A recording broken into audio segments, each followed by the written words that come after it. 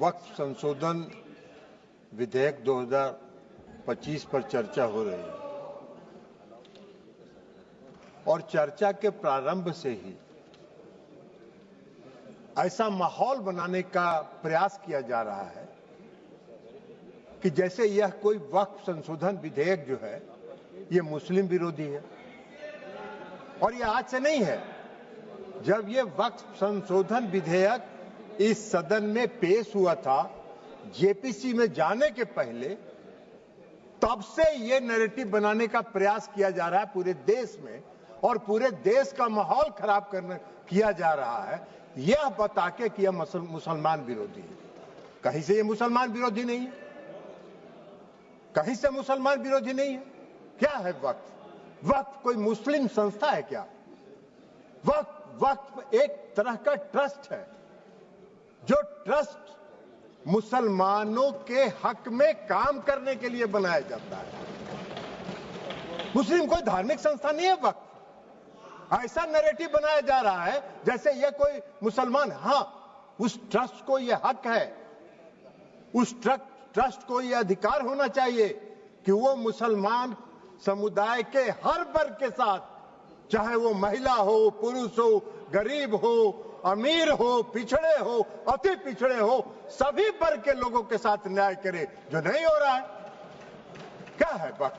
वक्फ तो एक धार्मिक संस्था नहीं है, विनियामक है और प्रशासनिक निकाय है जो मुसलमानों के हक के लिए काम करती है। आज उसको नैरेटिव बनाया जा रहा है। क्यों नैरेटिव बनाया जा रहा है? आप मोदी जी को कोस रहे हैं। अरे भाई, मोदी जी का चेहरा अगर आपको पसंद नहीं आता है तो मत देखिए मोदी जी की तरफ, उनके अच्छे काम का प्रशंसा करिए, यही काम करिए। लेकिन मोदी जी ने जो आज काम किया 2013 में, जो आपने पाप किया था, उस पाप को समाप्त करके आज मोदी जी ने पारदर्शिता लाने का काम उसमें किया है। आपको क्या दिक्कत हो रहा भाई? हाँ, ये अलग बात है कि आपको मोदी जी पसंद नहीं है तो नहीं है, तो मत रहे, लेकिन देश की जनता मोदी जी को पसंद करती है और इसलिए मोदी जी पारदर्शिता के साथ समाज के हर तबके के लिए काम करने का काम करते हैं। ये पाप आपका है और आपके उस पाप को आज मोदी जी ने आपके चंगुल से, उस गिरोह से निकाल के आम मुसलमानों की तरफ उसको फेंक दिया है उसके काम करने के लिए। तो ये आपको खराब लग रहा है? क्यों खराब लग रहा है भाई? ये खराब लगने की कोई चीज तो है नहीं। आप मुसलमानों के कल्याण के विरोधी हैं क्या? आप मुसलमानों के कल्याण के लिए अगर मोदी जी ने कोई काम किया तो उसकी प्रशंसा करनी चाहिए थी।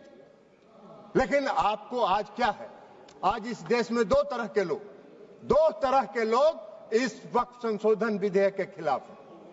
एक वैसे लोग जो अपने वोट के लिए धार्मिक मामलों का इस्तेमाल करते हैं, वो इसके विरोध में हैं और वो इसके विरोध में माहौल खड़ा कर रहे हैं। और दूसरे वैसे लोग हैं जिनका इस पर वक्फ पर कब्जा था, वो अपने कब्जे को चंगुल से जाते हुए देखकर आज इसके विरोध में खड़ा है। क्या है भाई? क्यों विरोध कर रहे हैं भाई? इस संशोधन के विरोध का क्या कारण है? कोई कारण नहीं है। वक्फ का जो पूरा कार्यकलाप है, वक्फ का जो पूरा वर्किंग है, उस वर्किंग में तो कहीं से इस संशोधन में हस्तक्षेप करने का कोई अधिकार नहीं है। लेकिन अगर वक्फ के कार्यकलाप में हम कोई हस्तक्षेप नहीं कर रहे हैं, लेकिन हम वक्फ का जो आमदनी है वह आमदनी सही मामलों में मुसलमानों के लिए खर्च हो, इस पर नजर रखने के लिए हम इसमें संशोधन लेके आए। आपको क्या दिक्कत नजर आ रहा है इसमें?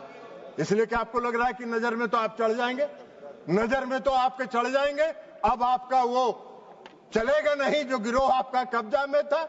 मुसलमानों के हक में काम होगा, बेहतर प्रबंधन होगा, धन के दुरुपयोग को रोका जा सकेगा और सिर्फ उसके कार्यकलाप पर निगरानी रखने का तंत्र विकसित किया जा रहा है। इसमें आपको कोई विरोध का आधार नहीं है। और ये नैरेटिव अगर आप बना रहे हैं पूरे देश में, तो अपने लाभ के लिए, अपने राजनीतिक लाभ के लिए, अपने वोट के लिए आप इसका इस्तेमाल कर रहे हैं।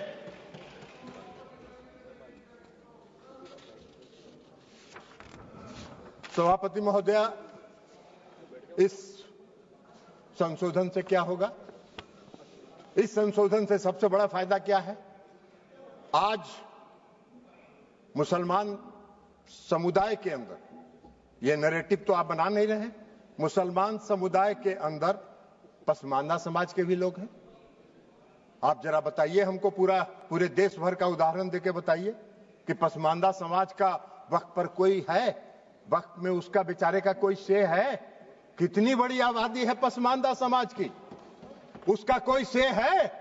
आप पूरे देश में, आपके नेता, कांग्रेस पार्टी के नेता पूरे देश में चिल्ला चिल्ला के कह रहे हैं जातीय गणना कराइए, जनगणना कराइए, तो कराइए, तो मुसलमान के पसमानदा के आप खिलाफ कहां हैं? अगर उनको हक दिया जा रहा है और उनको अधिकार दिया जा रहा है।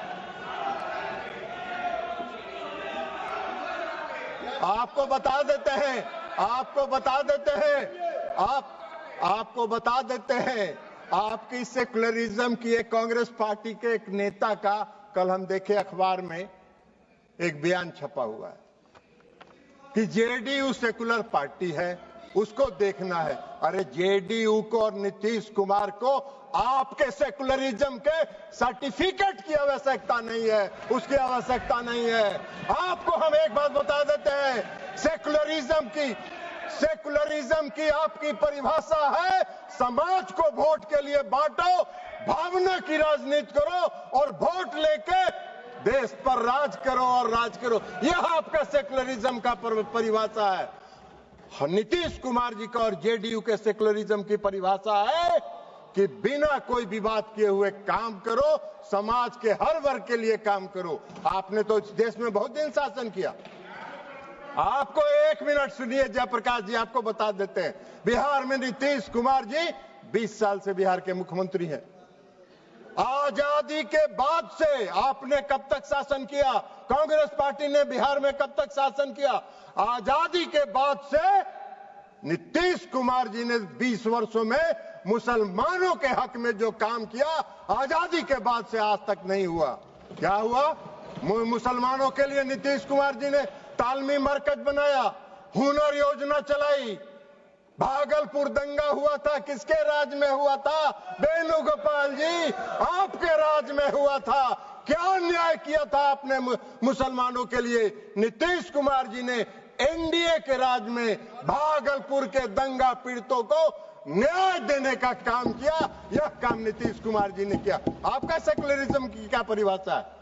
नीतीश कुमार जी ने पूरे बिहार के कब्रिस्तान की घेराबंदी करा दी। आप तो आजादी के बाद से इतना दिन शासन किए, कौन सा काम आपने किया बिहार में और मुसलमानों के हक में, ये बता दीजिए। लेकिन नीतीश कुमार जी वोट के लिए राजनीति नहीं करते हैं और नीतीश कुमार जी ने मुसलमानों के हक में बिहार में जितना काम किया, भारतीय जनता पार्टी उसकी भागीदार रही। भारतीय जनता पार्टी के समर्थन से ये काम हुआ। आप कहां खड़े हैं जयप्रकाश जी? ऐसे ही चिल्पो करते रहिए, कुछ होना जानी नहीं है।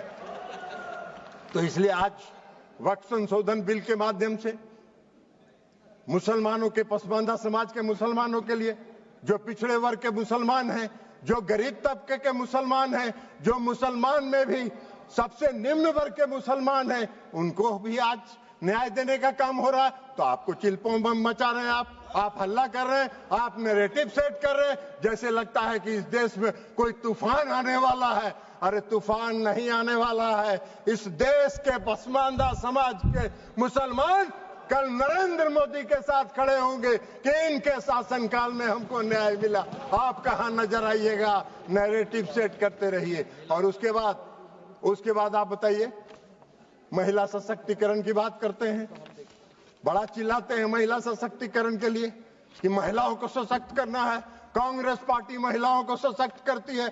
अरे कहां महिलाओं को? मुसलमान समुदाय में महिला नहीं है क्या? मुसलमान समुदाय में महिला नहीं है? आज अगर मुस्लिम समुदाय के महिलाओं को वक्त के साथ जोड़ा जा रहा है, आपको क्यों विरोध हो रहा है? मुस्लिम समाज के महिलाओं को भी सशक्तिकरण का हक है, उनके सशक्तिकरण का भी काम प्रधानमंत्री नरेंद्र मोदी जी की सरकार ने किया, इस वक्फ संशोधन विधेयक के माध्यम से आपका नैरेटिव सेट कर रहे हैं पूरे देश में, जैसे लगता है मोदी जी मुस्लिम विरोधी हैं। मोदी जी पारदर्शी, मोदी जी सेकुलरिज्म, जिस तरह नीतीश कुमार जी ने बिहार में सेकुलरिज्म स्थापित किया, प्रधानमंत्री नरेंद्र मोदी जी भी पूरे देश में सेकुलरिज्म को लेकर आगे चल रहे हैं। समाज के हर तबके के साथ, समाज के हर वर्ग के साथ, देश के हर राज्य के साथ एक साथ काम करके उसको विकसित करने का काम कर रहे हैं, इसलिए कि उनका विजन, उनकी सोच व्यापक है। वो विकसित देश बनाना चाहते हैं, आत्मनिर्भर भारत बनाना चाहते हैं। आप देश को संकुचित रखना चाहते हैं, देश को बांट के वोट के लिए धर्म के आधार पर वोट को बांटना चाहते हैं, जो आपका चलने वाला नहीं है। अभी चर्चा हो रही थी, बहुत लोगों ने कहा इस संशोधन के माध्यम से डीएम को अधिकार क्यों दे दिया गया। बहुत लोगों ने सिविल प्रोसीजर कोड तक की बात करी, हमको हंसी आ रही थी। सीपीसी से क्या लेना देना है? गाय का सील भैंस में, भैंस का सील सिंह जो है गाय में लगा रहे हैं। अरे भाई, इस देश में रेवेन्यू के रिकॉर्ड्स का कस्टोडियन कौन होता है? इस देश में रेवेन्यू के रिकॉर्ड्स का कस्टोडियन डिस्ट्रिक्ट मजिस्ट्रेट होता है, और डिस्ट्रिक्ट मजिस्ट्रेट को अगर यह अधिकार दिया गया था, कोई गलत नहीं था, लेकिन फिर भी आपने उसका विरोध किया। तो भाई सरकार ने सोचा कि चलिए आपके विरोध को मान लेते हैं, और उससे बड़े अधिकारी को दे दिया ये अधिकार। लेकिन रेवेन्यू के रिकॉर्ड्स का कस्टोडियन जिलाधिकारी होता है। आपका अगर झगड़ा होगा, मेरी संपत्ति का अगर झगड़ा होगा, वेणुगोपाल जी आपकी संपत्ति का किसी से झगड़ा होगा, तो कहां जाते हैं आप? खतियान देखने के पास? किसके पास जाते हैं? वही डिस्ट्रिक्ट मजिस्ट्रेट के यहां, वही डिस्ट्रिक्ट मजिस्ट्रेट की अदालत में जाते हैं। एक आम मुसलमान भी आज की तारीख में, आम नागरिक अगर मुसलमान का है और उसकी व्यक्तिगत संपत्ति पर कोई विवाद होता है, तो वो जाता है डिस्ट्रिक्ट मजिस्ट्रेट के यहाँ, और वहीं से उसको न्याय मिलता है। तो आम मुसलमान डिस्ट्रिक्ट मजिस्ट्रेट के दफ्तर में जाएंगे, उनको न्याय मिलेगा। अब वक्फ को नहीं जाना है, इसलिए कि वक्फ की जमींदारी है। पूरे वक्फ की संपत्ति पर उसको समाप्त करने का काम, पारदर्शिता लाने का काम नरेंद्र मोदी की सरकार ने किया है। इसका स्वागत करना चाहिए, इसका विरोध नहीं होना चाहिए। अब आप कह रहे हैं कि ट्रिब्यूनल की बात आती है। भाई क्या ट्रिब्यूनल में क्या दिक्कत है? आज का क्या कानून है? आज का क्या कानून है? आज का कानून यह है जो पाप किया आपने 2013 में। आज का कानून क्या है कि अगर कोई वक्त, जो सुबह में रिजिजू साहब मंत्री जी जो भाषण दे रहे थे, उन्होंने कहा कि धारा 40 को खत्म कर दिया हमने। बड़ा बहुत अच्छा, धन्यवाद के पात्र हैं किरेन रिजिजू साहब जी। इन्होंने सुप्रीम कोर्ट की बिल्डिंग को, राष्ट्रपति भवन की बिल्डिंग को, लोकसभा की बिल्डिंग को बचा लेने का काम किया, नहीं तो कल कह देता कि ये भी मेरा वक्त का संपत्ति है। भाई आपका ऐसा कौन सा कानून है इस देश में? इस देश में ऐसा कहीं कानून होता है? कोई प्रजातांत्रिक, हम आजादी के बाद से इतने दिनों से इस देश को चला रहे हैं, कौन सा इस देश में ऐसा कानून है कि वक्फ ने जिस पर रख दिया हाथ, वक्फ की संपत्ति हो गई? अभी सेकुलरिज्म के इनके सहयोगी हैं, जिनके आजकल वेणुगोपाल जी, जिस पार्टी जो है जिसकी पिछलग्गू बनी हुई है, आज उनका भी वायरल हो रहा है। इसी लोकसभा में उनका दिया हुआ भाषण वायरल हो रहा है, जिन्होंने कहा है कि पूरे डाक बंगला चौक को पटना के वक्फ वालों ने कब्जा करके रख लिया है। सख्त कानून बनना चाहिए और उन लोगों को विदा करना चाहिए।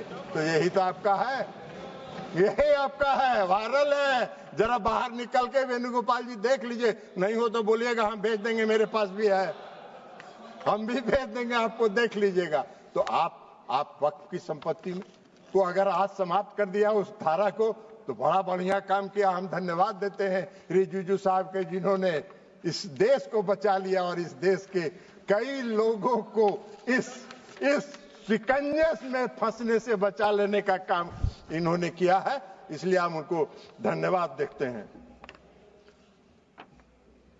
अब ट्रिब्यूनल की बात है। ट्रिब्यूनल का क्या था भाई? कल इस कानून के तहत ट्रिब्यूनल में जाइए, ट्रिब्यूनल में जाके आप साबित करिए कि वक्फ का संपत्ति नहीं है, ये मेरा संपत्ति है, और उसको 5 साल तक 10 साल तक ट्रिब्यूनल सुनता रहेगा, और एक बार ट्रिब्यूनल फैसला दे दिया कि वक्फ वाले सही है, अब फिर कहीं नहीं जाइए, फिर उसी में रिवीजन फाइल करिए। यही तो आज का कानून था, जिसको खत्म करके इस सरकार ने पारदर्शिता लाने के लिए सिर्फ इंडिविजुअल को भी नहीं, अगर वक्फ को भी कोई शिकायत है तो वह भी अपील में जा सकता है, उसको भी आजादी मिल गई है। दो तरफा मामला साफ है। अब चलिए, जो सही होगा वही होगा, और यही काम नरेंद्र मोदी जी करते हैं, पारदर्शिता लाते हैं। आपको पारदर्शिता से चिढ़ है, आपको पारदर्शिता से नफरत है, तो इसमें मोदी जी क्या करें? उनका चेहरा आपको खराब लगता है तो मोदी जी क्या करेंगे? आपको पसंद नहीं है, उनके काम की प्रशंसा किया करिए। इसलिए आज जो ये संशोधन लेके सरकार आई है, ये संशोधन पूरे वक्फ के कार्यकलाप को, पूरे वक्फ के कामकाज पर, पूरे वक्फ की संपत्ति पर, पूरे वक्फ का इस्तेमाल आम और गरीब मुसलमानों के लिए, मुस्लिम महिलाओं के लिए हित में हो, इसकी व्यवस्था के साथ ये संशोधन विधेयक आया है। हमारी पार्टी जनता दल यूनाइटेड इसका पूर्ण समर्थन करती है, पारदर्शिता का समर्थन करती है, और पारदर्शिता को लाने के लिए हम आदरणीय प्रधानमंत्री नरेंद्र मोदी जी का धन्यवाद करते हैं। अल्पसंख्यक कल्याण मंत्री किरण रिजिजू साहब का धन्यवाद करते हैं और अपनी बात समाप्त करते हैं। माननीय